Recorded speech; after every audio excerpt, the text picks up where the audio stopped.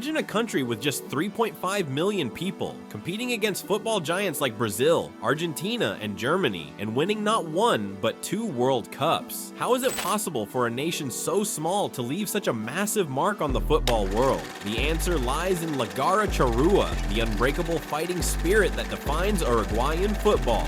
Welcome to football, the beautiful game. In today's episode, we're diving into the extraordinary story of Uruguay, a nation that defies its size to dominate the world of football. We'll look at their stunning triumphs in the early World Cups, their legendary Garra Charrúa spirit, and how this small country continues to produce world-class talent today. Stick around to find out why Uruguay is known as the giant slayer of football. Uruguay's football story began in the late 19th century, during a time of rapid industrialization and European influence in South America. The country was a melting pot of cultures, and football quickly became the sport that united the people. By 1900, Uruguay had already established its first national league, and the sport grew exponentially. But it wasn't just Uruguay's domestic football scene that was flourishing. In 1924, Uruguay made history by winning the Olympic football tournament in Paris. This victory was a statement to the world, showing that even a small nation could compete with the giants of Europe. Little did anyone know, this was just the beginning of Uruguay's footballing legend.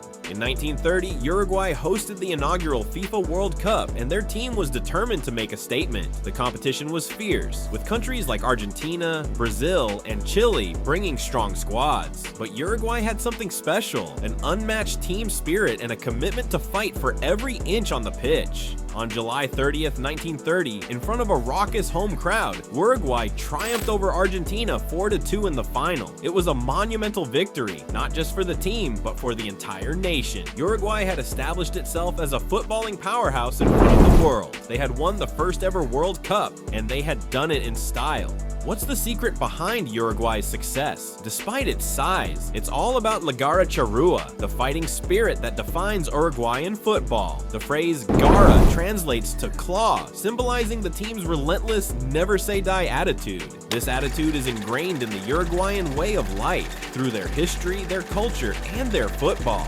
Uruguayan footballers have always been known for their resilience, never giving up even when the odds are stacked against them. Garra Charrúa is the heart and soul of the national team, a spirit that has been passed down through generations and continues to define their footballing identity.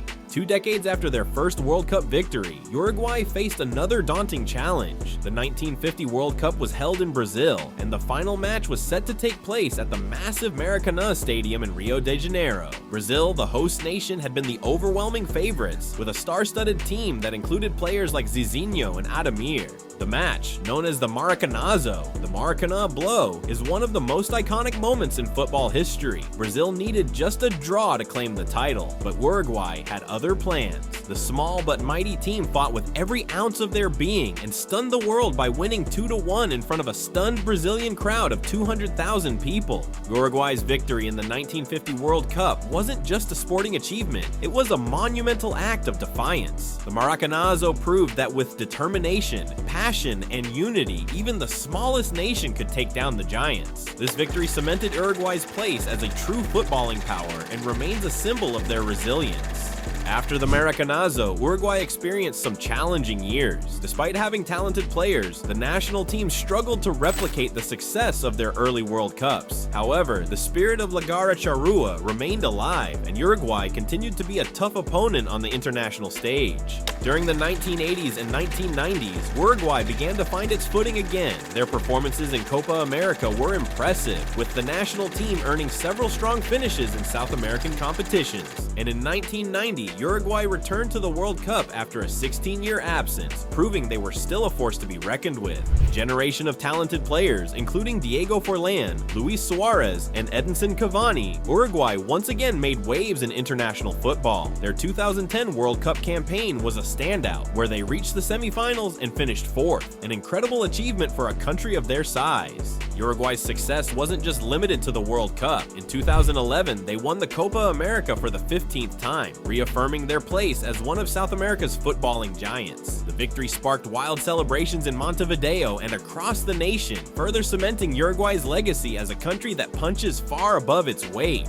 What makes Uruguay so special, even in the modern era? It's not just the players, it's the philosophy that drives their football. From a young age, Uruguayan players are taught the values of La Garra Charrúa, hard work, commitment, and the willingness to fight for every victory. This mentality is ingrained in their football culture and continues to produce world-class players year after year. Uruguayan players continue to thrive in top European leagues, with players like Luis Suárez, Edinson Cavani, and Rodrigo Bentancur showing the world that Uruguay's talent pipeline is as strong as ever. Uruguay may be small in population, but its football legacy is vast. With 2 World Cups, a rich history in Copa America, and a national team that never stops fighting, Uruguay has proven that size doesn't matter when it comes to the beautiful game. Their football culture, built on the unshakable spirit of La Garra Charrúa, continues to inspire generations of players and fans alike. Uruguay's story is a testament to the power of belief, perseverance, and national pride. If this incredible journey through Uruguayan football inspired you, don't forget to like, subscribe, and hit the bell for more amazing football stories.